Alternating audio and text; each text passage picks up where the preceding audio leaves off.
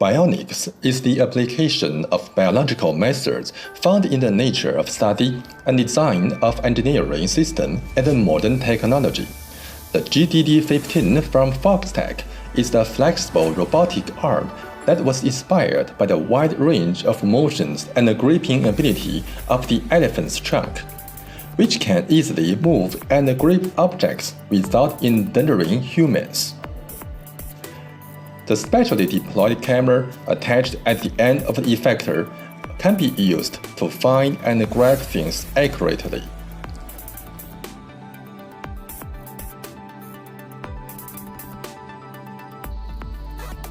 Various types of mechanical claw are available to meet the needs of different operating scenarios.